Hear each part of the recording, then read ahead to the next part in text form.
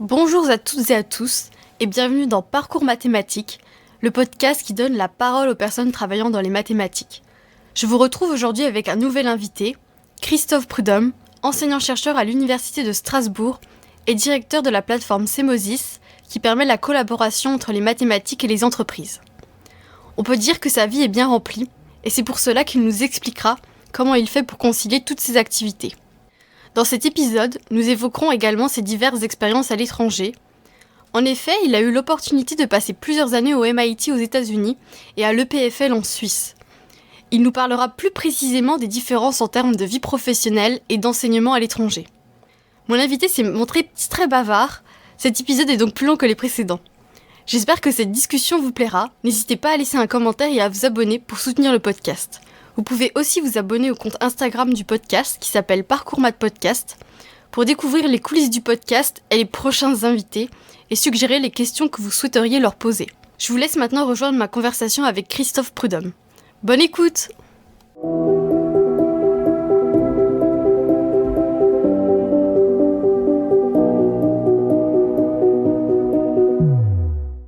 Bonjour Monsieur Prudhomme et bienvenue sur le podcast. Pour commencer, je vais vous demander de vous présenter de la manière dont vous le souhaitez. Bonjour Lorraine, je suis professeur à l'Université de Strasbourg, dans le laboratoire de mathématiques, l'IRMA, l'Institut de recherche mathématiques avancées. J'ai été recruté en 2012 dans ce laboratoire. Auparavant, j'étais professeur à Grenoble et je suis prof depuis 2006. Donc j'ai une carrière de mathématicien, j'ai fait des études en mathématiques à Paris, d'abord région parisienne et puis après à Paris à l'université de Pierre et Marie Curie qui s'appelle Paris-Sorbonne maintenant. Ensuite je suis parti aux États-Unis, faire quelques années aux États-Unis, 3 ans exactement au MIT à Boston. Ensuite, je suis retourné en Europe pour des raisons personnelles et j'ai vécu ensuite 3 années en Suisse jusqu'en 2006 et j'ai été recruté comme professeur à l'université Joseph Fourier, Grenoble-Alpes actuellement. Depuis que je suis ici à Strasbourg, donc depuis 2012, je dirige le centre de modélisation et de simulation de Strasbourg qui s'appelle Semosis, qui est une plateforme de l'Université de Strasbourg pour tout ce qui est collaboration entre mathématiques et autres disciplines et mathématiques et entreprises. Donc l'idée, c'est de mettre en place des collaborations où les mathématiques ont un rôle important à jouer et des collègues, soit du monde de l'industrie, soit d'autres disciplines, sont intéressés ou aimeraient pouvoir mettre en œuvre des méthodes avancées issues de la recherche. Voilà. Alors, du point de vue des thématiques, je suis plutôt un mathématicien appliqué, donc je m'intéresse en particulier à tout ce qui est calcul scientifique, calcul haute performance, tout ce qui touche en fait à l'utilisation des mathématiques dans un contexte on va dire d'application industrielle ou dans le domaine de la santé ou de la physique. Et impliquant en général l'utilisation de logiciels de calcul. Et comment vous définiriez-vous ? Actuellement, je me définirais comme une sorte d'entrepreneur du domaine du public, un peu une sorte de chef d'entreprise, sauf que c'est pas vraiment une entreprise, au sens où si jamais on se rate, on a évidemment dans notre métier, on prend un certain nombre de risques. Peut-être que les choix que l'on fait en matière de recherche, de méthodologie, les hypothèses sur lesquelles on démarre notre projet peut-être ne sont pas correctes et nous aurons éventuellement un problème. Alors évidemment, dans le privé où on a besoin d'avoir un retour sur l'investissement, eh bien dans le monde de la recherche, on est très privilégié et on a la possibilité de faire des erreurs. Bon, on essaye quand même de pouvoir tirer parti de ces erreurs, d'en apprendre et évidemment de corriger la trajectoire. Néanmoins, je travaille, j'ai monté en place donc cette plateforme Semosis et j'ai autour de moi toute une équipe avec des ingénieurs, des chercheurs, des étudiants de master, des étudiants en doctorat et avec lesquels je travaille sur différents projets de recherche et de développement. Et donc assez similaire pour certains projets, à ce qui peut se passer dans le domaine industriel. Parce qu'on travaille de ce point de vue-là en mode projet. J'aimerais bien maintenant vous demander qu'est-ce qui vous a donné envie de faire des mathématiques. Alors la question j'ai pas trop réfléchi. Vous m'avez envoyé la question il y a quelque temps. Alors j'ai pas particulièrement réfléchi à cette question en particulier. Je pense que pendant mon parcours, j'ai bien aimé les mathématiques, le côté raisonné. On a un cadre très précis. On comprend bien a priori tout ce qui se passe. C'est une très belle construction. On sait à quoi s'attendre a priori. Donc je pense que cet aspect-là des mathématiques, cette construction abstraite, je pense que c'est quelque chose qui m'a évidemment attiré. Le côté enseignement aussi, c'est quelque chose que j'ai assez bien aimé très tôt. J'ai eu l'occasion, peu de temps après le baccalauréat, d'enseigner dans un lycée professionnel des mathématiques. Et j'ai bien aimé. À des CAP, BEP, BTA. Donc c'est quelque chose que j'ai bien aimé, ça m'a plu. Mais il y a un autre point, c'est que j'ai eu la chance d'avoir un père informaticien qui a aidé à la conception à l'époque, ce qu'on appelait des supercalculateurs, des gros calculs. Et on a eu la chance d'avoir des ordinateurs, en tout cas au moins un ordinateur à la maison dès les années 80. Et évidemment, on pouvait faire tout un tas d'expériences, la possibilité d'ouvrir la machine. Et il s'avère que assez rapidement, j'ai bien aimé programmer. Et parmi les choses que je programmais, souvent, ça impliquait des mathématiques. Et j'ai beaucoup aimé programmer justement des algorithmes, des méthodes mathématiques que je voyais par exemple en cours, de pouvoir tracer des figures. Alors évidemment maintenant, quand on voit tous les outils qui sont à notre disposition pour l'enseignement, pour la recherche dans ce domaine, ça paraît dérisoire ce qu'on avait à l'époque, mais on n'avait pas du tout ces outils-là à l'époque et j'aimais beaucoup manipuler tout cela. Et je pense que la conjonction de toutes ces choses ont fait que je suis là, entre autres, aujourd'hui. Pas que, mais entre autres. D'accord, c'est vrai que la plupart de nos invités me disent qu'ils aiment les mathématiques parce qu'ils aiment ce côté abstrait, que c'est toujours la même chose, qu'il ne peut pas avoir d'erreur dans certains côtés. Mais c'est vrai que certains m'ont aussi fait part qu'ils avaient toujours aimé la programmation, même s'il y avait des mathématiques peut-être plus théoriques.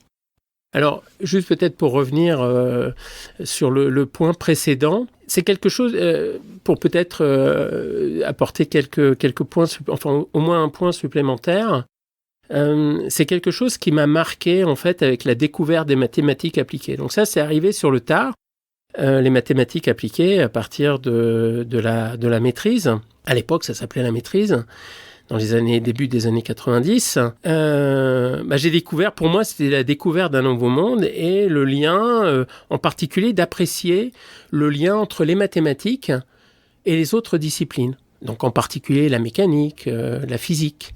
Et de voir à quel point on pouvait reproduire des phénomènes physiques avec les mathématiques. Et je trouve ça absolument fascinant de voir justement ce lien entre le monde qui nous entoure et la possibilité avec les mathématiques de le décrire.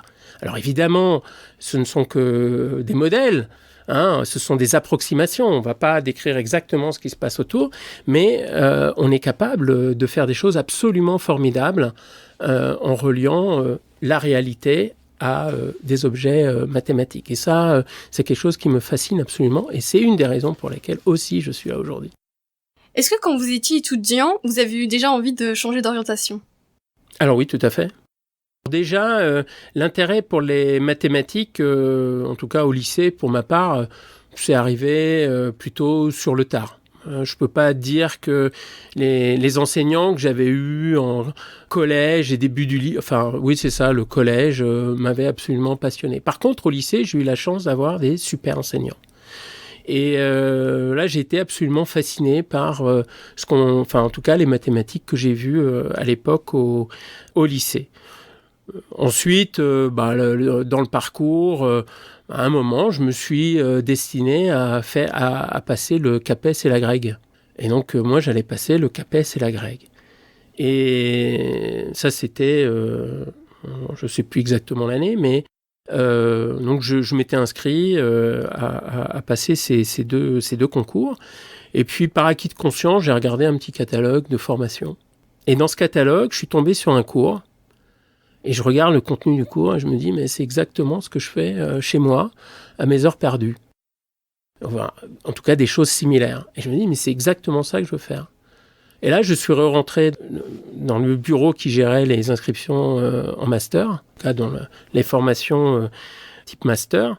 Et j'ai dit, écoutez, j'aimerais m'inscrire dans le master qui a ce cours, ou dans la maîtrise qui a ce cours. Et là, j'ai complètement réorienté ma formation. Alors, je suis resté dans le monde des mathématiques, mais j'ai pas du tout passé le CAPES et la GREG, parce que là, j'avais trouvé ma voie. Je me suis dit, c'est exactement ça que je veux faire.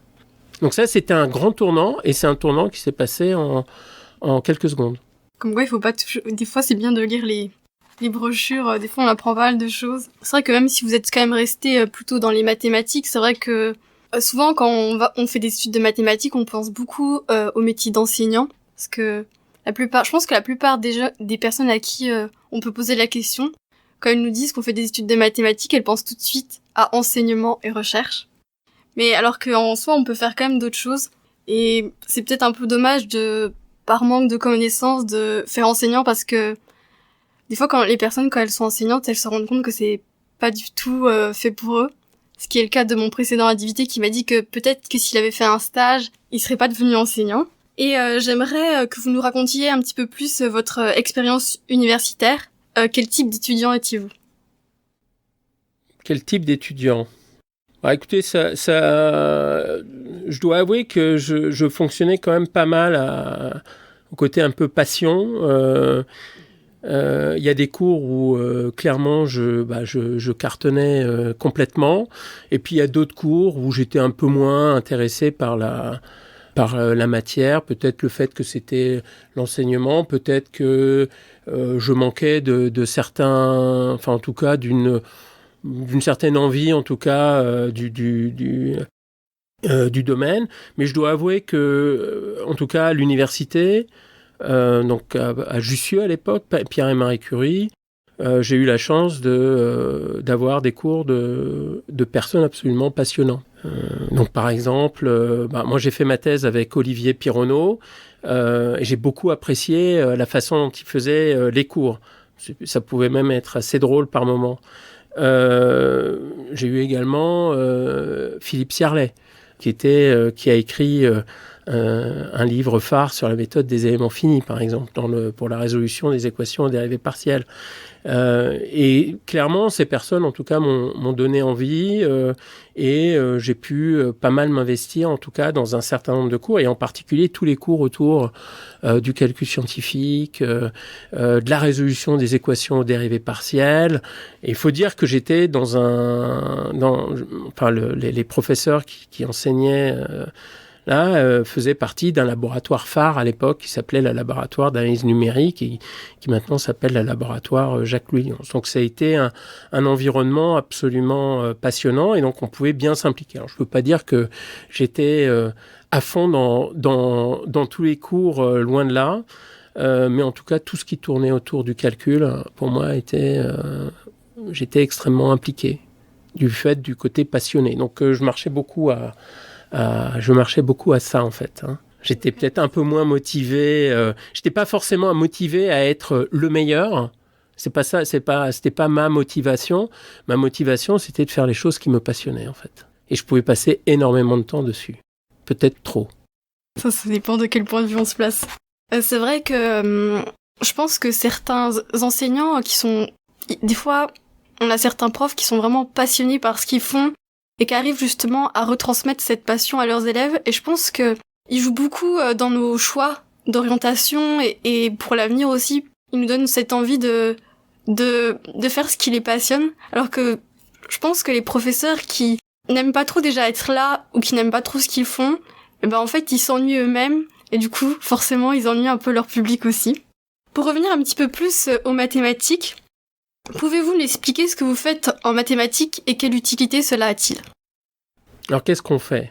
Alors, j'ai un métier de chercheur, donc mes prédécesseurs, en tout cas, Ma collègue Nalini a déjà dû vous expliquer un petit peu le métier de chercheur en mathématiques. Donc peut-être que je ne vais pas forcément reprendre ces points-là, mais peut-être donner des aspects un petit peu différenciants par rapport à ça. Donc je vous ai dit tout à l'heure que j'ai créé cette structure pour l'interface entre les mathématiques et d'autres disciplines ou les entreprises. Donc ça induit un mode de travail un petit peu particulier. Donc si je dois parler par exemple de la façon dont on peut travailler avec les entreprises, donc, typiquement le modus operandi est comme cela. C'est-à-dire que je vais à la rencontre des entreprises où les entreprises nous contactent parce qu'ils ont des besoins particuliers, ils veulent savoir si on peut répondre à certaines de leurs questions ou au travers de salons, de rencontres dans des conférences. Je rentre en contact avec des ingénieurs, des chercheurs ou des chefs d'entreprise qui travaillent donc dans des entreprises. Les discussions sont entamées et on trouve un point d'intérêt. On propose éventuellement des solutions par rapport ou en tout cas des voies, des pistes par rapport aux questions qui sont posées de la part de l'entreprise. Si l'entreprise est partante, on met en place ce qu'on appelle un contrat. Dans ce contrat, on va définir non seulement ce qui va être fait dans le cadre du projet, mais on va définir aussi des ressources qui seront associées à ce projet. Alors quand je parle de ressources, c'est typiquement qui va travailler sur le projet, pendant combien de temps, parce que cela a un coût. Et donc, il faut pouvoir justifier de ce coût. Est-ce qu'on va avoir besoin d'équipement ou pas? Est-ce qu'on va avoir besoin de se déplacer ou pas? Dans le cadre de ce contrat, eh bien, on le soumet à l'entreprise et elle est d'accord ou non de financer ce contrat. Si moi, je passe par exemple du temps dessus, éventuellement, en fonction du type de contrat, eh bien, le temps que je vais passer dessus sera rémunéré. Ça, c'est un type de travail qui peut être fait. Et donc ensuite, on déclenche le projet et on a des réunions régulières. On travaille sur le projet en petite équipe et puis on livre régulièrement du travail. Ça peut être, par exemple, des présentations sur une certaine thématique en mathématiques pour former des membres de l'entreprise. Ça peut être des morceaux de code qui permettent de tester des nouvelles méthodes dans le contexte de l'entreprise et des démonstrateurs en général. Donc ça, c'est un certain type de travail. Un autre, donc ça, c'est plus ce qu'on appelle des prestations, en fait, qui sont faites aux entreprises. En gros, c'est je ne suis pas péjoratif ici du tout, c'est ce qu'on appelle la baguette de pain. C'est qu'on va chercher un produit sur l'étagère, il n'y a pas forcément de travail de recherche à la clé, on va utiliser des algorithmes ou des méthodes qui sont disponibles et elles seront mises en œuvre dans le cadre d'un projet de développement. Et donc on sert de consultant en fait pour l'entreprise. Un autre type de projet, c'est plutôt la collaboration de recherche. Et là, il s'agit de pouvoir travailler ensemble sur une thématique pendant 1 an, 2 ans, peut-être 3 ans. Peut-être qu'il y aura un doctorat dans le cadre du projet. Et là, cette fois-ci, le temps ne sera pas forcément, n'est pas rémunéré. Par exemple, le temps que je vais passer n'est pas rémunéré. C'est un travail de recherche. Et on a mis en place une collaboration. Et donc, ça s'apparente beaucoup plus au travail de recherche que nous faisons dans un cadre strictement académique. Dans le cadre de ces collaborations, il y a d'autres aspects que justement le cadre académique où typiquement les entreprises chercheront à protéger les résultats, déposer des brevets. Il y a tout un tas d'activités qui sont plus mises en avant que quand on a une recherche strictement académique, ce qui ne veut pas dire qu'on ne fait pas ce genre de choses dans un cadre académique. Ce type de collaboration, évidemment, on peut le faire aussi avec d'autres disciplines dans le cadre de la plateforme. Le modus operandi sera très similaire. Généralement, avec les autres disciplines, je cherche à mettre en place des projets de recherche typiquement sur 3 ans, au moins 3 ans, et il y aura typiquement un doctorat qui sera mis en place entre les mathématiciens qui travaillent sur le projet et les chercheurs de l'équipe disciplinaire avec qui on travaillerait. Et là, on est dans un cadre de recherche, on va dire, complètement classique. Alors, qu'est-ce qu'on peut produire dans le cadre de l'équipe, de nos travaux? Donc, j'ai dit tout à l'heure, par exemple, des présentations, des sortes de mini-cours pour présenter des nouvelles méthodes, des cadres mathématiques. Donc, ça, c'est une chose. On va pouvoir développer typiquement des méthodes numériques, des méthodes, les étudier théoriquement, de faire leur analyse, de pouvoir dire a priori un certain nombre de choses sur ces méthodes si ça paraît aller dans la bonne direction pour résoudre le problème qui nous intéresse. Et une fois que ces méthodes sont identifiées, de pouvoir les implémenter et fournir éventuellement un logiciel. Donc en général, dans la plupart des projets sur lesquels je travaille, je peux dire quasiment tous les projets sur lesquels je travaille, il y a une composante logicielle.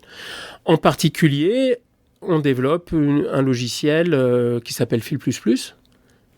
C'est pour nous une grosse plateforme. Ça fait maintenant de nombreuses années qu'on l'a démarré, ce logiciel. Et pour moi, ce logiciel ou cette librairie ou cet ensemble de logiciels, cette chaîne logicielle, joue un rôle extrêmement important dans la stratégie de recherche et la mise en place de collaboration avec des industriels et d'autres disciplines. Donc c'est un élément clé dans la collaboration. C'est vrai que vous faites des projets donc assez variés et vous collaborez quand même assez régulièrement avec des entreprises. Dans quelle mesure les collaborations entre les mathématiciens et les entreprises peuvent-elles apporter quelque chose à notre monde actuel selon vous ? Alors, je crois que les mathématiques jouent un rôle absolument crucial dans le monde qui nous entoure. Il y a quelques années, on avait mis en place, on avait développé ce qu'on appelle le rapport ESEM. C'est un rapport sur l'impact socio-économique des mathématiques. Ce rapport a permis d'identifier un certain nombre de domaines où les mathématiques vont avoir un impact industriel ou au niveau sociétal. Ça apparaît absolument partout. Alors, pas forcément... les mathématiques ça nous fournit un cadre et des outils à part entière. En tant que mathématicien, on développe ces outils, on les fait avancer, on développe de nouveaux outils mathématiques, mais des collègues d'autres disciplines ou du monde industriel peuvent eux-mêmes s'approprier ces méthodes et les développer eux-mêmes. Elles sont absolument partout dans tout ce qui nous entoure. Dans notre monde moderne et technologique, les mathématiques sont absolument partout, sous une forme ou sous une autre. La difficulté actuelle, on va dire pour, je pense, le grand public, pour nos auditeurs, c'est voir que, en fait, ces mathématiques, elles sont complètement packagées et cachées par les couches logicielles et par les interfaces. Alors, c'est quelque chose qu'on déplore un petit peu avec quelques collègues au niveau européen, toute une communauté de collègues mathématiciens au niveau européen. Et on essaye justement de faire ressortir l'impact que les mathématiques ont pour notre société. Alors, en termes marketing, on a sorti par exemple un magnifique logo qui s'inspire du logo de Intel Inside. On a remplacé Intel par Math Inside. Pour indiquer qu'en fait, dans tout ce qui nous entoure ici, dans cette pièce, entre autres, mais comme je l'ai dit avant, dans toute notre société, les mathématiques sont absolument partout. Un dernier point, vous avez vu une illustration. Vous savez que, par exemple, là, j'ai un ordinateur devant moi. Les ordinateurs, c'est absolument hallucinant les progrès qui ont été faits en quelques décennies. C'est absolument inouï. Je pense qu'on ne se rend pas bien compte. Enfin, moi, je m'en rends compte parce que j'ai vécu ça étant petit et j'ai vu à quoi ça correspondait et où on est là actuellement. Il est intéressant de voir justement la courbe de performance au cours du temps, comment les ordinateurs, comment les processeurs ont progressé en termes de capacité de calcul et d'opération. Mais il s'avère qu'on peut faire on peut développer une courbe tout à fait similaire avec l'avancée des algorithmes mathématiques. Et au cours de l'histoire de de ce siècle dernier, un certain nombre de méthodes mathématiques ont eu un impact absolument considérable également sur le monde qui nous entoure. Et c'est pas seulement le fait que les ordinateurs sont devenus plus puissants, que tout s'est simplifié. C'est aussi parce qu'un certain nombre de méthodes sont apparues ou ont été développées et ont permis de pouvoir résoudre des problèmes de manière beaucoup plus rapide, mais de manière absolument incomparable avec ce qu'on pouvait avoir auparavant. Donc il y a eu des gains considérables grâce au développement de nouveaux algorithmes. On parle aujourd'hui, par exemple, d'intelligence artificielle, et là, clairement, c'est la conjonction à la fois de capacités de calcul très importantes, mais en même temps d'algorithmes qui sont extrêmement fins et qui ont mûri au cours des années et qui savent exploiter ces capacités de calcul. C'est vrai que quand on demande aux gens ce qu'ils pensent des mathématiques ou ce que sont les mathématiques pour eux, ou à quoi ça sert, souvent, on me répond que ça sert à calculer ou que tous les théorèmes ne servent pas grand-chose dans la vie de tous les jours. On me parle beaucoup de calcul et on pense pas forcément à toutes ces nouvelles technologies qui utilisent quand même pas mal les mathématiques. On me dit plutôt c'est de l'informatique, c'est pas des mathématiques.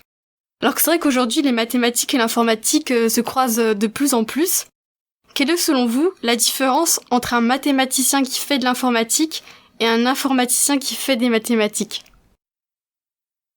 Alors, j'ai compris dans ma carrière qu'il fallait faire des fois un petit peu attention aux termes qu'on manipulait. Et je me rappelle, il y a quelques années, il me semble avoir utilisé mal à propos le mot informatique devant des collègues informaticiens. Et j'ai été repris, on m'a dit non, vous faites pas de l'informatique, vous utilisez, les étudiants là, vont utiliser des outils informatiques. Donc les collègues voulaient m'expliquer, enfin en tout cas m'ont expliqué qu'il faut faire attention, non, là c'est pas de l'informatique, ils sont en train de manipuler des outils informatiques. Donc il faut faire un petit peu attention effectivement aux raccourcis, comprendre un petit peu à quoi correspond les métiers de chacun. Alors, il peut y avoir des informaticiens qui font des mathématiques parce que certains domaines, enfin, on pourrait dire que l'informatique est une branche des mathématiques. Dans certains domaines, c'est très clair. Il y a des informaticiens qui font des choses extrêmement théoriques. Parce que le domaine sur lequel ils travaillent, ce sont les informaticiens qui se le sont appropriés. Bon, ça c'est une chose. Moi, je dirais que, en tout cas, dans mon domaine, les frontières sont un petit peu floues. Vous voyez, par exemple, en France, il y a très peu, enfin, à ma connaissance, il n'y a pas beaucoup de collègues qui travaillent sur tout ce qui est algèbre linéaire, le développement d'algorithmes pour résoudre des très grands systèmes linéaires. Et donc, en France, me semble-t-il, ce sont plutôt les collègues informaticiens qui se sont appropriés le calcul haute performance associé à la résolution de très grands systèmes. Alors qu'aux États-Unis, par exemple, ce domaine est vu plutôt comme un domaine de mathématiques. Vous voyez ? Et donc, j'ai l'impression qu'il y a quand même un côté école et culture mathématique, avec ce qui est mis en avant par chacune des écoles et cultures associées à un pays. Si je ne me trompe pas, la mécanique, par exemple, est un domaine qui, en France, est plutôt associé, par exemple, à la physique, et dans d'autres pays, pourrait être associé aux mathématiques. Moi, j'ai eu la chance de voir ça. En tout cas, dans les pays où j'ai eu la chance de vivre, c'est-à-dire les États-Unis et la Suisse. Si je dois donner mon opinion, je crois qu'il faut regarder au cas par cas. En général, je pense que le mathématicien aura tendance justement à s'appuyer plus sur les résultats théoriques pour développer ses outils informatiques, alors que l'informaticien qui fait peut-être des mathématiques, aura une vision plus algorithmique et gestion de la complexité par rapport aux mathématiciens et aura peut-être une implémentation ou des résultats qui sont plus efficaces ou une utilisation plus adaptée à l'outil informatique. Ce sera peut-être ça, mais faut vraiment voir à chaque coup. Donc les dogmes là, je crois pas que ce soit ça marche tout le temps. C'est vrai que c'est un petit peu parfois difficile de faire la distinction entre ce qui relève des mathématiques et de l'informatique parce que des fois les deux se complètent un petit peu. Et même les personnes, elles ont un petit peu du mal à nous dire si c'est vraiment que des mathématiques ou que de l'informatique. Je pense qu'on a peut-être pas besoin de tout mettre dans une catégorie spéciale parce que au final, ce qui compte, c'est ce qu'on fait et pas forcément de mettre une étiquette à ce qu'on fait. Alors, je suis désolé, je vais revenir sur le point que vous avez dit parce que je suis tout à fait d'accord avec votre conclusion sur le point précédent. J'aimerais juste faire une petite remarque pour aller dans votre sens. C'est que je crois que pour s'attaquer aux problèmes actuels qu'on a, ça peut être les problèmes climatiques, ça peut être les problèmes de santé, les challenges sociétaux, les challenges industriels que nous pouvons avoir, et où les mathématiques ont leur mot à dire. Mais pour résoudre ces problèmes-là, on n'a pas besoin que de mathématiques. On a besoin de tout un tas de compétences. Et pas que de mathématiciens. Le mathématicien apporte clairement sa vision des choses. Certainement, beaucoup de bonnes idées. Aucun souci avec ça. Mais pour résoudre les problèmes actuels, on a besoin de tout un tas de compétences pour pouvoir y arriver. Donc, entre autres, des collègues informaticiens, des collègues peut-être en physique, des collègues en biologie, des industriels, des financeurs. Pour pouvoir attaquer ces problèmes-là, en tout cas ces challenges-là, à un moment, on a besoin de beaucoup de compétences différentes. Donc, tout à fait d'accord avec votre conclusion. Et maintenant, j'aimerais bien parler un petit peu de tout ce qui relève un petit peu de l'enseignement, parce que vous êtes mathématicien, mais vous êtes aussi parent. Comment est-ce que vous apprenez les maths à vos enfants ? Alors, mes enfants sont encore un petit peu jeunes, donc 6 ans et 10 ans, 11 ans. C'est pas toujours évident, parce qu'ils ont plutôt tendance à, des fois, à pas vouloir raconter ce qu'ils font à l'école. Donc, ils sont encore un peu petits. Donc, j'essaye de savoir un petit peu ce qu'ils font, d'essayer de les titiller. Bon, pour le moment, ça se passe très bien. Ils sont en allemand. Alors, ils ont des cours en allemand. Donc, ils font que de l'allemand. Donc, pour moi, c'est pas forcément évident parce que je parle allemand, mais je suis pas suffisamment compétent pour faire des mathématiques en allemand. Je me débrouille au niveau où ils le font, et donc c'est plutôt mon épouse qui les suit de ce point de vue-là. Alors, par contre, on a là où j'essaye de pousser mes enfants, c'est qu'ils aient des petits jeux mathématiques, de pouvoir leur faire travailler les raisonnements, de voir quelles pourraient être les différentes solutions associées à un problème, de pouvoir expliquer mais à quoi ça sert ce que vous êtes en train de faire là actuellement, concrètement, de donner des exemples, un petit peu ce que j'essaye de faire aussi au niveau du master CSMI, mais évidemment là, c'est à l'autre bout de la chaîne, c'est en fin de parcours de master, mais c'est un peu le même principe. Alors, il y a un de mes enfants qui est peut-être un petit peu plus passionné par les mathématiques que l'autre, mais les deux se débrouillent très bien. Et on a eu la chance dans leur classe, ils manipulent les logiciels pour faire des exercices en mathématiques sous forme de jeu. Et je trouve ça absolument super. C'est donc des jeux avec des graphismes certes enfantins, mais qui leur permet de faire tout un tas d'opérations, de tester leurs connaissances, voire de faire des tournois au niveau mondial, c'est-à-dire de jouer contre d'autres enfants et de faire des compétitions en ligne. Et je trouve que c'est extrêmement intéressant. Donc, on se retrouve à faire justement ces petits exercices ensemble, à expliquer comment telle ou telle chose fonctionne. Et avec le confinement, j'ai un de mes enfants qui a fait, on va dire, 2 années de mathématiques au travers de cet outil logiciel. Donc, il a pris un petit peu d'avance, mais en même temps, il était passionné par la découverte des mathématiques. C'est vrai que je trouve que c'est toujours un peu difficile de trouver la manière de présenter les choses à des enfants. Surtout que souvent, on parle de choses assez simples, mais au final, c'est pas forcément facile justement d'expliquer ces choses qui paraissent assez évidentes pour nous. Et je trouve que c'est tout un challenge justement d'arriver à faire comprendre un peu les mathématiques aux enfants et de leur montrer à quoi ça sert. Et c'est vrai que le jeu, je pense que c'est quand même un bon moyen de motiver les enfants à apprendre des nouvelles choses, même si je pense que la plupart des enfants aiment bien apprendre de tout et de rien. Souvent, ils sont assez curieux et ils aiment bien poser des questions sur beaucoup de choses variées, et même sur surtout le monde qui les entoure, en fait. Ils ont envie de comprendre le monde qui les entoure, même si des fois, c'est peut-être un petit peu difficile justement de leur expliquer. Et je trouve que justement, se mettre au niveau des enfants ou expliquer à des personnes qui ne sont pas du tout expertes, c'est quelque chose de très compliqué. Alors que ça paraît... On se dit que non, c'est facile à expliquer, alors qu'en fait, c'est très très difficile de vulgariser ce qu'on connaît. C'est quelque chose de vraiment difficile.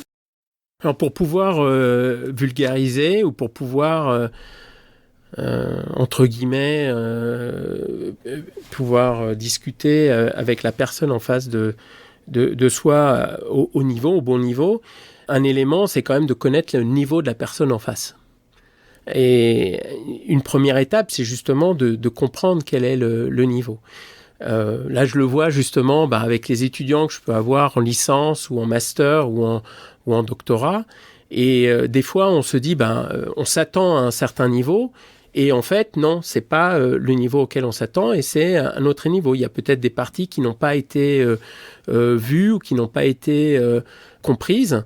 Et je crois que pour pouvoir discuter, pour pouvoir enseigner, un aspect, c'est justement de connaître son audience et donc les gens avec qui ce que savent déjà les personnes avec qui on est en train de discuter et de parler de mathématiques. Maintenant, nous allons nous concentrer un peu plus sur votre vie et sur votre métier. Pour commencer, diriez-vous que vous vivez la vie que vous souhaitez vivre ?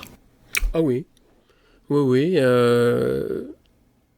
Je crois que j'ai vraiment eu...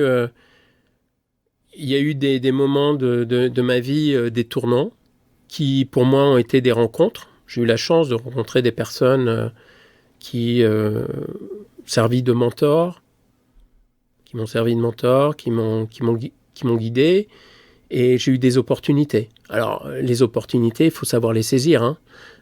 Donc, c'est pas que ça arrive tout cru comme ça. Il faut aussi comprendre que c'est une opportunité et pouvoir les saisir. Et là, je dois avouer que même s'il y a des choses dans mon travail qui me fascinent pas totalement, il y a des aspects de mon travail, comme par exemple corriger les copies, c'est pas forcément la chose qui me fascine le plus, ou des aspects administratifs de mon travail. Mais globalement, oui, moi je suis extrêmement heureux de là où je suis, de ce que je peux faire, des projets sur lesquels je travaille, avec une liberté absolument... alors, une liberté, mais aussi des responsabilités, hein. Mais on choisit choisir les projets sur lesquels je travaille, que je développe, et c'est absolument super. Tant mieux. C'est vrai que je pense que pour vraiment vivre la vie qu'on souhaite vivre, déjà il faut commencer par la choisir et vraiment être acteur et pas se laisser, on va dire, porter, mais vraiment choisir et des fois faire des choix peut-être difficiles. Alors maintenant, je sais que vous travaillez sur beaucoup de projets différents et que vous avez des activités assez variées. Donc j'aimerais bien parler un petit peu d'organisation. Comment arrivez-vous à concilier toutes vos activités ? Alors ça demande beaucoup de temps. Donc il y a quelques années, évidemment, j'ai eu à préparer énormément de cours. Donc évidemment, sur tous ces cours, comme j'ai fait beaucoup de cours, j'ai aussi beaucoup de matériel pour les cours. Donc ça me permet aussi de réduire l'impact de la préparation des cours pour l'enseignement, même s'il faut adapter les exercices, toute cette partie-là. Et puis il y a des nouveaux enseignements aussi à préparer. Donc ça, en tout cas, c'est quelque chose qui prend du temps, mais que j'aime bien faire, mais qui est actuellement plutôt sous contrôle. Il y a une partie évidemment administrative du travail, et là, avec l'expérience acquise, j'ai réussi à avoir une organisation qui pour le moment fonctionne assez bien, donc avec un système de gestion de tâches. Donc là, je dois organiser effectivement mon temps, donc faut tenir les calendriers, faut avoir à peu près on va dire les les tâches ou les choses qu'il y a à faire régulièrement. Donc j'essaye de caser, on va dire, la partie administrative et la partie, en tout cas, développement de l'enseignement. La partie enseignement, celle-là, elle est fixée, hein. Mais développement de l'enseignement, gestion du master dans mon temps de recherche. Donc la grande difficulté, c'est de pouvoir contrôler le temps de recherche, parce qu'il y a à certains moments, il y a évidemment des sujets ou des problèmes qui nécessitent plus de temps. Il y a des difficultés qu'on n'avait pas forcément prévues, ça prend plus de temps, faut trouver le problème ou pourquoi une méthode qu'on pensait qui allait fonctionner ne fonctionne pas, et ça peut être extrêmement chronophage. Donc on peut se retrouver à passer un temps absolument incroyable, indécent, et à travailler bien au-delà des 32, 35 ou 45 heures par semaine. Bien au-delà des fois, oui. En général, le temps est à peu près sous contrôle et c'est nécessaire aussi pour avoir une vie de famille. Donc ça, c'est évidemment important. Mais le monde de la recherche fait que, la contrepartie du côté passionnant ou passion du monde de la recherche, c'est que quand on rentre chez soi, malheureusement, on n'arrive pas à mettre le cerveau au placard. En tout cas, pour moi, c'est quasiment impossible. Et donc, je me retrouve quasiment en mode où je réfléchis constamment ou très souvent au travail que je fais. Donc il y a un travail un peu en continu, en background, des fois même foreground, hein, donc où je réfléchis à ce que je fais. Alors évidemment à mes différents problèmes. Alors évidemment. Des fois, ma famille se plaint que ça peut se passer comme ça, et donc c'est pas un très bon management de temps là de ce point de vue-là. Mais bon, là, je dois avouer que j'arrive à peu près à contrôler mon temps en général. Il y a des périodes où on doit publier des articles, on doit préparer des présentations pour des conférences, on doit soumettre des articles à temps pour une publication dans un journal, ce genre de choses. Donc ça, c'est des gros moments des coups de bourre où il faut s'investir souvent assez fortement pour pouvoir finaliser le travail. Mais en général, il y a eu aussi un investissement déjà plusieurs mois déjà avant, mais à la fin, il y a tout un tas de choses à finaliser. Donc comment faire ?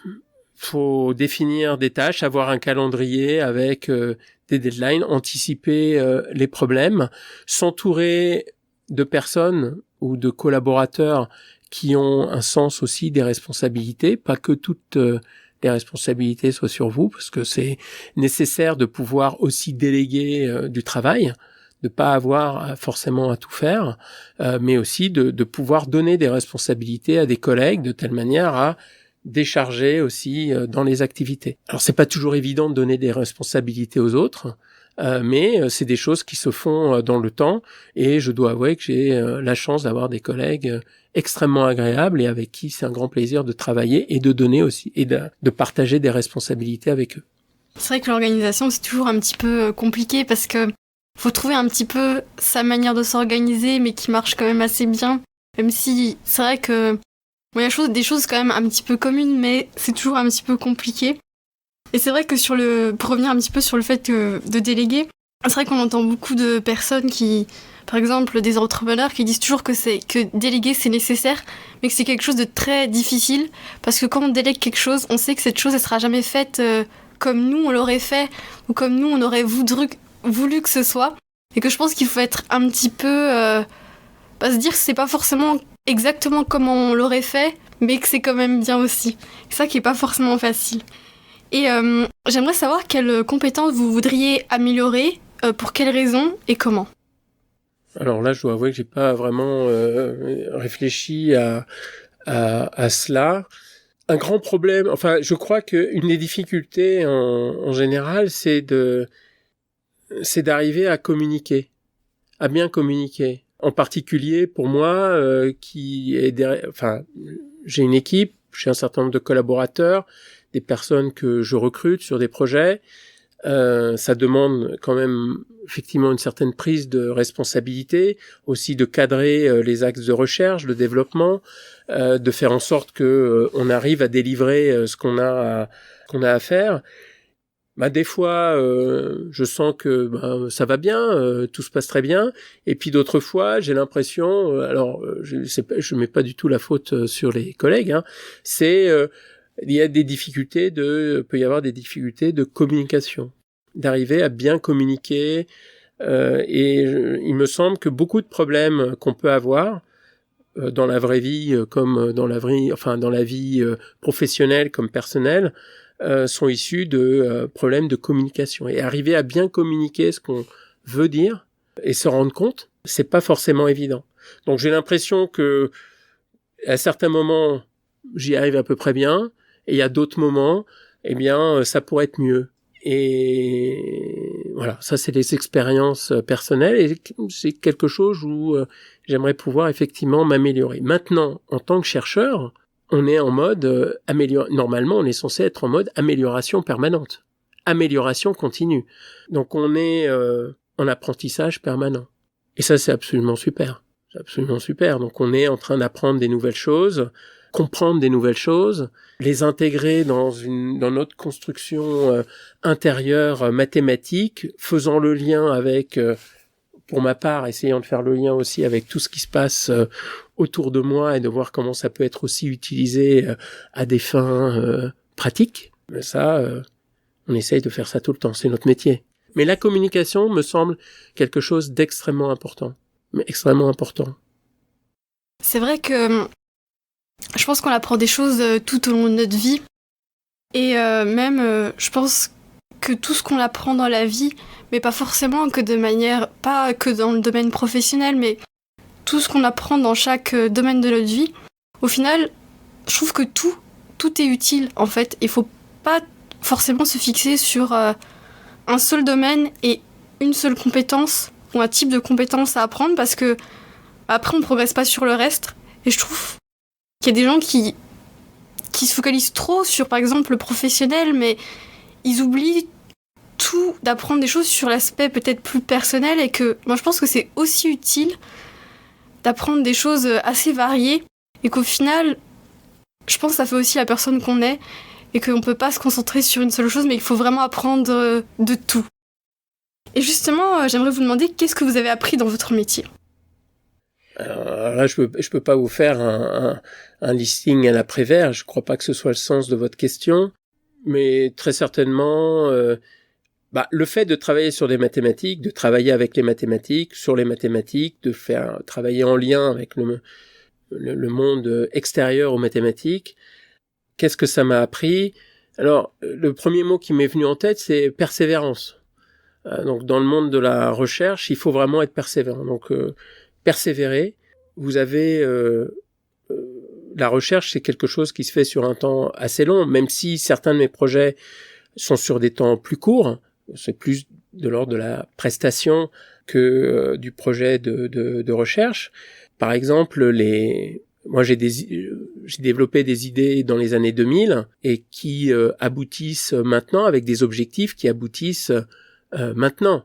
Et donc ça a pris du temps à germer et à donner des résultats concrets. Ce qui me permet, par exemple, maintenant de pouvoir aller vers des projets où peut-être on fera de la maturation technologique, c'est-à-dire de transférer des choses que nous faisons en recherche ici vers le monde de l'entreprise.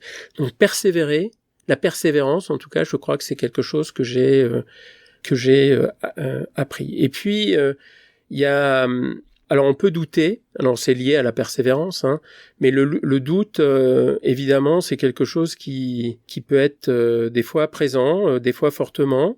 Est-ce qu'on ne s'est pas trompé dans certains choix ?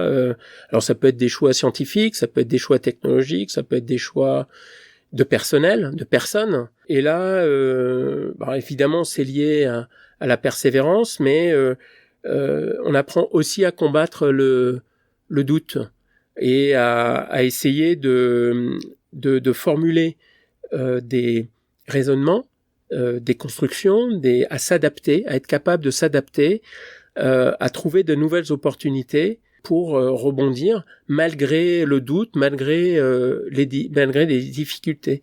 Alors, dans le domaine industriel, on appelle ça éventuellement pivoter, ce genre de choses. Pour ma part, effectivement, il y a peut-être un des chemins qu'on est en train de parcourir, on est allé dans une impasse. Mais cependant, ce chemin, une partie de ce chemin, est-ce qu'on peut quand même l'exploiter? Et en général, moi, j'essaierai justement de l'exploiter. Et donc, il faut arriver à rebondir. Et l'échec qu'on aurait pu avoir, ou le demi-échec qu'on aurait pu avoir, il faut arriver à le transformer en quelque chose qui sera utile par ailleurs. Et donc, je crois aussi avoir appris de ces choses-là. Donc, persévérance, lutter contre le doute, et de pouvoir rebondir et utiliser, on va dire, trouver des opportunités dans les choses qui se passent pas forcément toujours bien. Donc, quand on a un problème, des fois un problème, ça peut être une opportunité. Et je dois avouer que ça m'est arrivé à plusieurs reprises, et c'est incroyable comme ça peut marcher. Donc, ça m'a aussi appris ça, mon métier. C'est vrai que des fois, on a du mal à trouver le positif quand tout va mal. Et je pense que vous avez assez bien résumé ce dont vous vouliez parler. Quelle est la pire chose qui pourrait vous arriver dans la vie ? La pire chose ?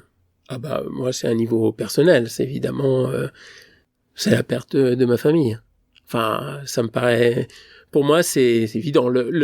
Évidemment, le travail, c'est quelque chose de passionnant, mais pour moi, je place ma famille bien au-dessus de tout cela, et ce serait évidemment la pire chose qui puisse m'arriver. Si vous pouviez revenir en arrière, est-ce que vous changeriez des choses ou est-ce que vous feriez les choses de la même manière que vous les avez faites ? C'est très compliqué de dire ça, les what if, hein, c'est ça, hein, les et si. D'un point de vue personnel, je dois avouer que je me suis toujours, et déjà depuis que je suis tout petit en fait, je me suis toujours projeté dans imaginer les choses que je vais faire, pas les choses que j'aurais pu faire, si je dois répondre de manière honnête. Donc je suis plutôt quelqu'un qui se projette dans le futur et justement qui va essayer de trouver des opportunités, de voir comment naviguer, hein, c'est la navigation, hein, d'une certaine manière, comment évoluer dans le monde qui nous entoure, dans notre métier ou à un niveau personnel. Moi, je considère que mon parcours, si j'ose l'expression, j'adore mon parcours. J'ai eu la chance de rencontrer des gens, j'ai eu le plaisir de rencontrer des gens que j'apprécie beaucoup, qui m'ont beaucoup appris. J'ai eu des expériences très diverses et variées. J'ai pu vivre dans différents pays, voir différentes cultures et suffisamment longtemps pour les apprécier. Donc non, j'ai pas l'idée de faire ce type d'exercice. Peut-être, ça m'est arrivé de dire ce qui se serait passé si j'étais resté aux États-Unis. Probablement, c'était quelque chose qui aurait... c'est un choix qui s'est fait dans ma vie où je suis rentré en Europe. Donc ça aurait pu, probablement, j'aurais pu rester effectivement aux États-Unis beaucoup plus longtemps, peut-être aussi pour toute ma carrière. Alors, c'est peut-être le seul moment où je peux des fois me réfléchir, pourquoi être rentré en Europe ? Est-ce qu'on aurait pu aussi s'implanter aux États-Unis ?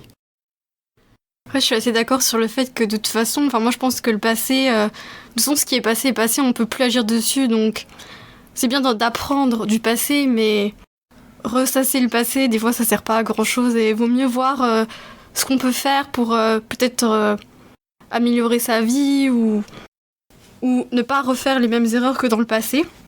Et justement, vous disiez que votre famille est très importante. Quelle est l'importance de votre entourage et de votre environnement dans votre métier ? Je dirais qu'il supporte mon implication dans mon travail. Donc, c'est pas toujours évident. Donc, ils en font des fois entre guillemets, les frais, au sens où je peux partir en mission. Des fois, je peux travailler tard le soir, ou ça peut m'arriver de travailler le week-end. Alors, j'essaye d'éviter. Hein. Alors, généralement, ce sera travailler le soir, une fois que tout le monde est endormi.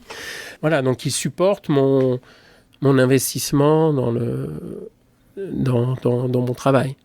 Donc évidemment, ça c'est la contrepartie du côté passionnel. Et j'aimerais bien vous demander un petit peu plus sur, on va dire, le futur. Quels sont vos rêves?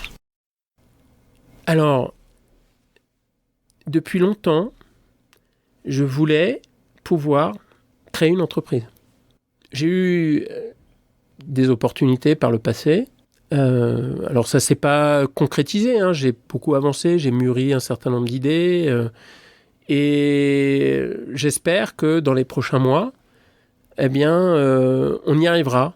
En tout cas, il y a un projet sur lequel on travaille où j'espère qu'on pourra effectivement créer une entreprise ou bien vendre la technologie qu'on développe. Ça, c'est quelque chose que j'ai très envie de faire. C'est-à-dire être capable de travailler sur toute la chaîne. C'est-à-dire, on a démarré du laboratoire, donc d'une idée. On part d'une idée et cette idée, on la transforme et ça devient des outils qu'on a effectivement, comme j'ai dit tout à l'heure, les mathématiques qu'on développe, elles sont packagées.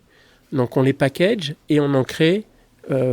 alors pour le coup, pour ce qu'on est en train de faire, on crée des services. Moi, j'aimerais pouvoir vivre l'expérience d'aller jusqu'au bout, la création d'entreprises, de voir ce que ça donne. Donc ça, c'est quelque chose que j'ai très envie de faire, et avec les propres outils qu'on a développés.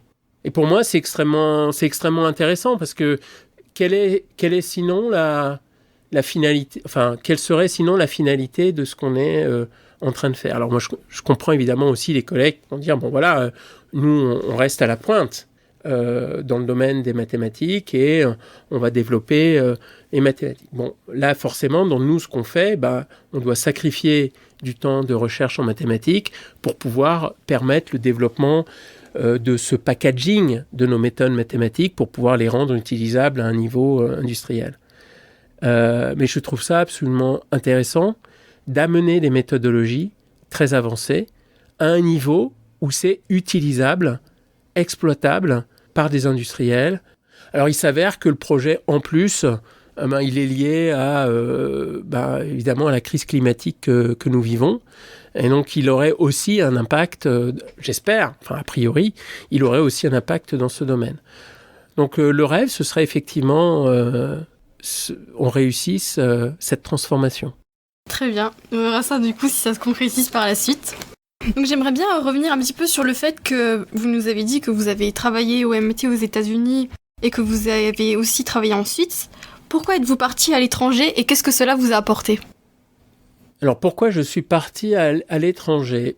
Alors je dois avouer que j'ai toujours été assez fasciné par la culture américaine, mais en général, de pouvoir visiter le fait de pouvoir visiter un pays, de pouvoir appréhender sa culture, c'est quelque chose évidemment qui intéresse beaucoup de monde.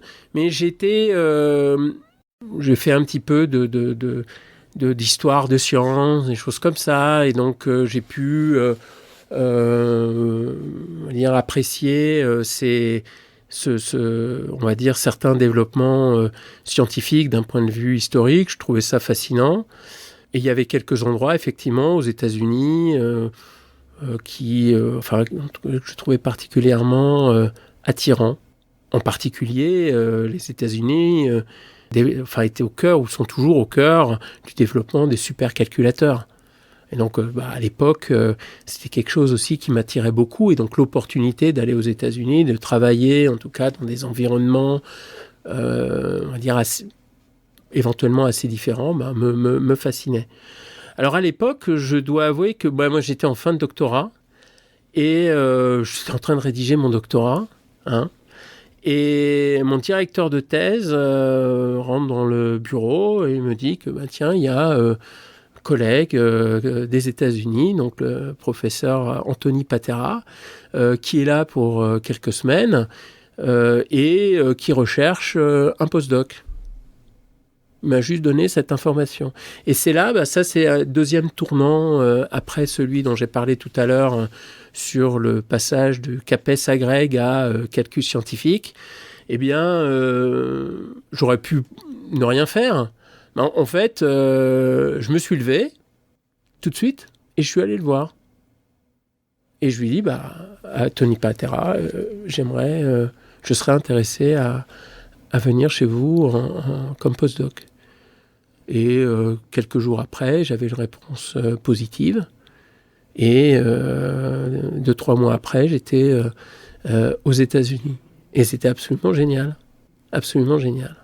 Donc, j'ai même pas eu le temps de réfléchir. J'ai même pas réfléchi le fait d'aller... c'était l'idée d'avoir une opportunité d'aller à l'étranger. En particulier, là, c'était le MIT. Donc, un centre absolument mythique de la recherche. On peut dire que vous avez vraiment eu de la chance et une opportunité qui s'est présentée à vous. Mais en même temps, je l'ai prise. C'est sûr. Et en quoi la manière de travailler à l'étranger est-elle différente par rapport à la France ? Alors, j'ai besoin de réfléchir un petit peu en quoi c'est différent de travailler aux États-Unis et en France. Alors, le milieu américain est un milieu, je trouve, en tout cas, de ce que j'en ai vécu, c'était quand même assez intense. Alors, on a très peu de jours de vacances, hein. C'était une dizaine de jours par an. Donc, évidemment, assez différent de ce qu'on peut vivre en France. Je pense qu'il y a beaucoup de gens qui ne se rendent pas forcément compte de ça. Alors, en tant que célibataire à l'époque, évidemment, ça, c'est pas tellement un problème. Et la vie en tant que célibataire aux États-Unis, c'est très bien. Donc, en tant que chercheur, c'était tout à fait intéressant d'être aux États-Unis. Et ce que j'ai trouvé assez fascinant, en tout cas au MIT, c'est qu'il y avait de la vie absolument tout le temps. Tout le temps. Et donc, quand j'y suis arrivé, moi, je connaissais absolument personne. Et j'avais pas accès à Internet. Donc, à l'époque, c'était début des années 2000. Donc, on n'avait pas tous les outils qu'on a maintenant. Et je me suis retrouvé, pendant Noël, aller, par exemple, au bureau.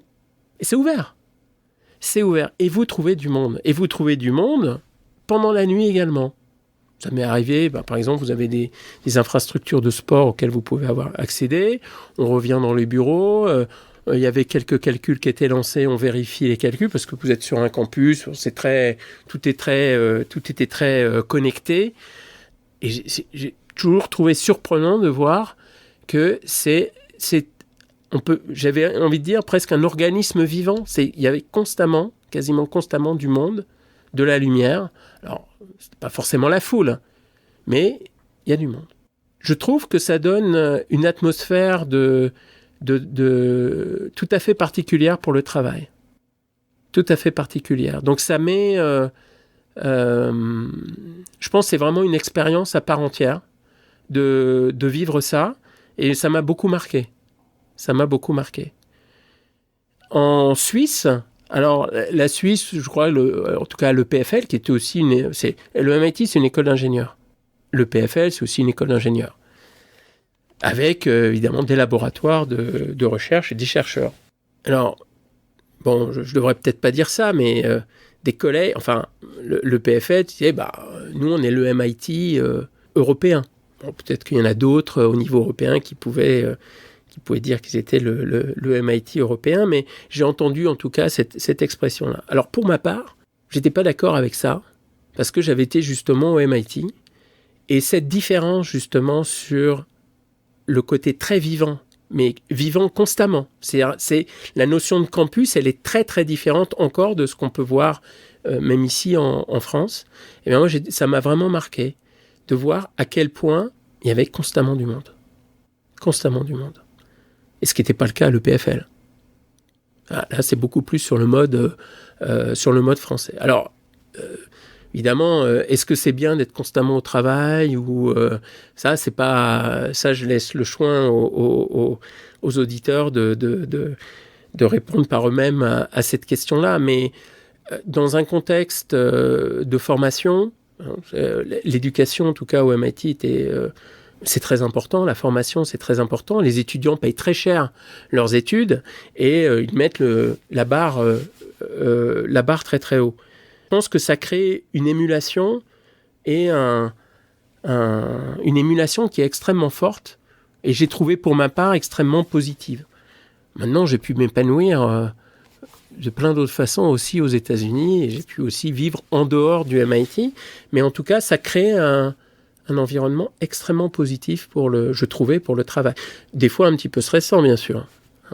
Mais j'étais dans un environnement absolument formidable. Maintenant, en Suisse, c'était une autre expérience, avec une autre culture que j'ai trouvée également très bien.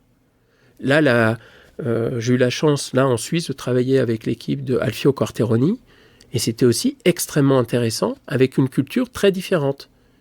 Et des résultats tout aussi puissants et intéressants du point de vue de la recherche. Un autre environnement, plus proche de ce qu'on peut trouver en France. Là, la différence peut-être, c'est la similitude entre la Suisse et le MIT, c'est que ce sont des petites équipes autour d'un prof. En France, ça ne marche pas forcément comme ça, en tout cas dans les universités. Mais là, pour le coup, dans le cadre de la plateforme que j'ai créée avec Semosis, on fonctionne un petit peu de ce point de vue-là. Avec on essaye de créer un environnement autour de soi.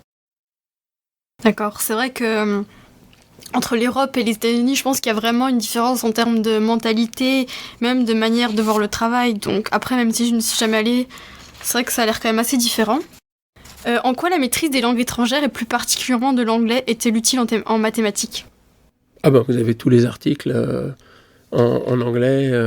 C'est maintenant, je crois, assez rare de publier des articles de recherche en français. Ça peut arriver. Vous pouvez avoir des livres qui sont effectivement publiés en français, mais l'essentiel de la recherche, la vaste majorité, est publié en anglais. Là, clairement, l'anglais a gagné la bataille de la langue.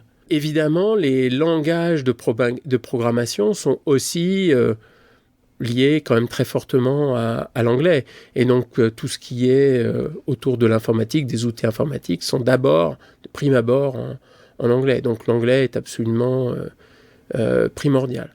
Maintenant, dans le cadre des collaborations avec des collègues, alors moi j'ai des collègues en Italie, en Allemagne, aux États-Unis, à différents endroits du monde, être capable de parler un petit peu de différentes langues, de pouvoir échanger dans d'autres langues que l'anglais, c'est également apprécié. Mais d'un point de vue professionnel, clairement, l'anglais est indispensable. Et j'espère que c'est clair pour les étudiants également du master CSMI. C'est vrai que vous avez travaillé à l'étranger, mais vous y aviez également donné des cours. Qu'est-ce qui vous a le plus surpris dans votre expérience d'enseignant à l'étranger ? Alors, je dirais la grosse différence, et de loin, c'est que les étudiants français, et je me mets dedans évidemment quand j'étais étudiant, donc je sais pas, je me mets pas à part, j'avais tendance aussi à être comme ça, j'étais comme ça, on n'ose pas poser des questions en France. Et je trouve ça absolument dramatique. Et pour ça, mon expérience aux États-Unis et en Suisse a radicalement changé ma perception de ce point de vue-là. Radicalement. Je crois qu'il est absolument impératif, justement, d'être capable de formuler des questions. Déjà, rien que le fait de pouvoir formuler une question, ça indique un processus intellectuel. D'être capable de l'expliciter, c'est quelque chose d'important. Donc, on a fait déjà une partie du travail. En tant qu'ingénieur, on doit être capable de se poser des questions et les bonnes questions. Quelle est la question qui est posée ? Après, évidemment, on espère pouvoir trouver une réponse, mais c'est poser des questions.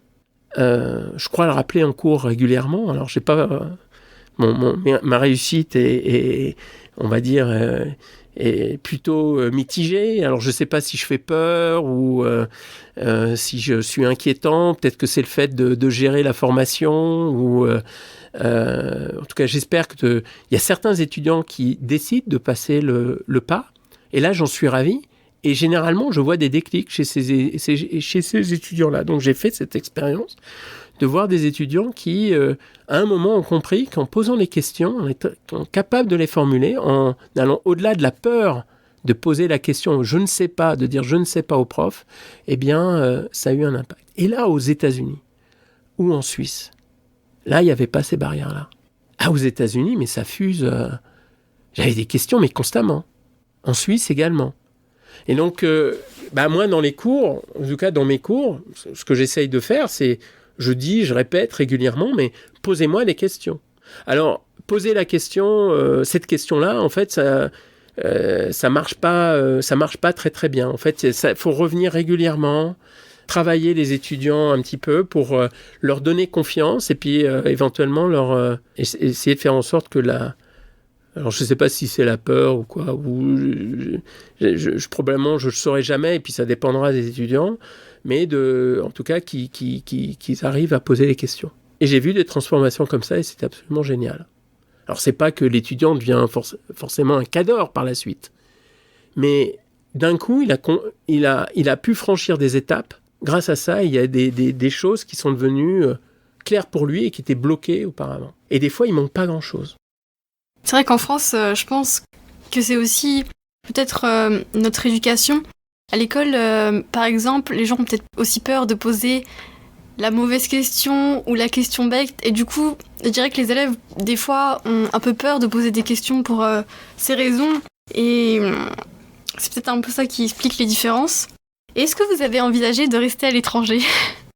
Oui, même d'aller travailler à l'étranger. Là, j'ai obtenu un poste en France, mais j'aurais pu rester en Suisse, j'aurais pu avoir des opportunités également à l'étranger, dans le monde du privé. J'en ai eu à différentes reprises. Voilà, maintenant, moi, je suis très heureux du travail que j'ai. J'ai beaucoup de chance. Je suis très content et puis j'ai eu l'occasion de rencontrer tout un tas de gens très intéressants. Pour revenir sur le point peut-être précédent, effectivement, d'un point de vue pédagogique, il me semble qu'il est absolument nécessaire, et ceci dès le plus jeune âge, d'engager les enfants, les élèves, les étudiants à poser des questions, à se poser des questions, à critiquer. Mais pourquoi les choses sont comme ça? Il me semble que c'est absolument nécessaire. Ça peut pas être des cours. On peut pas faire des cours magistraux. Pour moi, les cours magistraux, l'intérêt peut être probablement. Enfin, il y a des gens qui font ça extrêmement bien. Ça peut être extrêmement intéressant. Mais je pense que c'est éventuellement à un certain niveau. Mais pour l'apprentissage, je suis pas certain que ce soit la chose à faire. Et pour le coup, alors là, je ne fais pas forcément ça dans mes cours, mais c'est quelque chose que je voudrais faire, c'est de faire ce qu'on appelle de la pédagogie inversée. Vous connaissez la pédagogie inversée? Ou les cours inversés? Donc en fait, les cours, la partie cours, vous faites des vidéos et puis les étudiants regardent la vidéo chez eux. Donc en fait, le cours, ils le font chez eux, à distance. Et dans la salle de cours, il n'y a pas de cours magistral. Ce sont des discussions, faire des exercices, justement poser des questions, et travailler sur des projets. Et ça me paraît être quelque chose qui est extrêmement intéressant. Donc il y a un travail c'est pour ça qu'on parle de cours inversé. Donc le travail, il est plutôt fait à la maison pour regarder les vidéos, prendre le temps de comprendre ce qui se passe avec les vidéos. Alors l'avantage, c'est qu'on peut la rejouer, la vidéo. Et on profite du temps de l'enseignant en cours pour justement poser les questions, échanger, bien comprendre ce qui se passe et oser poser les questions qu'on n'osait pas poser dans le cours magistral. Et c'est une différence de culture absolument fondamentale, mais à mon avis, pour moi, c'est le futur de l'enseignement. Il faut qu'on change clairement, le cours magistral, c'est pas quelque chose qui fait du sens maintenant. Vu la complexité de ce qu'on a à apprendre de nos jours, en particulier en mathématiques, il me semble qu'il y a des besoins, en tout cas, de faire progresser la façon dont on fait les enseignements. Et pour le coup, l'expérience internationale est extrêmement intéressante. D'accord, c'est vrai que dans mon ancien lycée, justement, ils avaient essayé de faire une classe qui suivait tous les cours en classe inversée. Et les élèves n'avaient pas trop aimé, en fait. Ils n'avaient pas trop accroché au système. Peut-être aussi parce qu'ils avaient l'habitude de l'ancien système où on faisait le cours en classe et les exercices à la maison. Ils avaient du mal, justement, à s'adapter à ce nouveau système. Et au final, ils avaient abandonné l'idée parce que les élèves n'avaient pas trop apprécié, en fait, au final. Alors, pour finir, j'aimerais bien que vous partagiez quelques conseils à nos auditeurs. Déjà, est-ce que vous avez un conseil particulier que vous aimeriez donner à nos auditeurs? Moi, je dirais, par les temps qui courent, deux choses.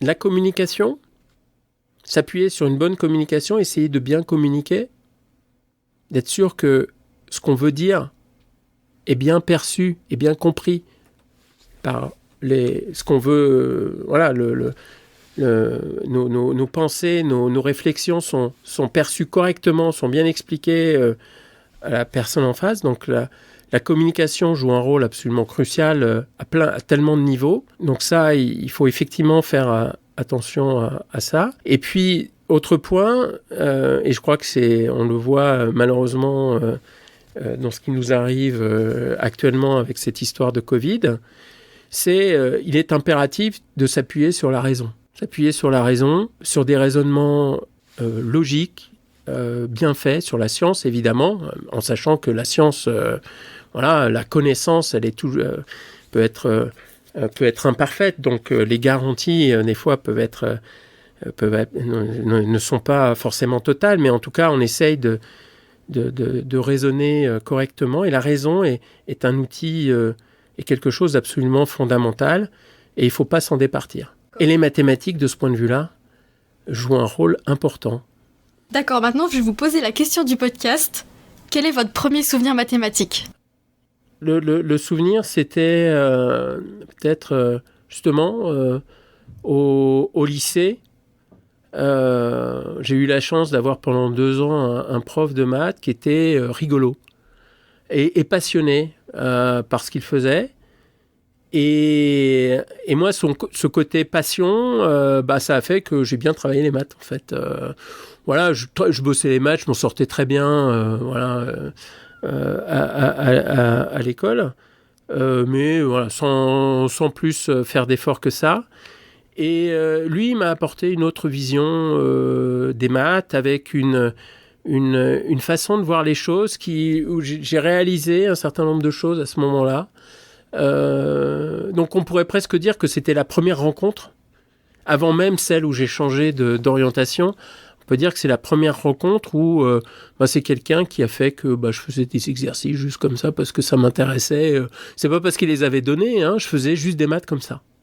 Et je trouvais ça super. Et donc il m'a fait percevoir tout un tas de les mathématiques, en tout cas sous un autre angle. Et ça a commencé à devenir la passion. Voilà. Donc je dirais que c'est le premier souvenir, en tout cas positif, du point de vue des mathématiques. Je ne peux pas dire que les souvenirs précédents soient marqués particulièrement. Merci beaucoup, Monsieur Prudhomme, pour cette interview. Merci à vous.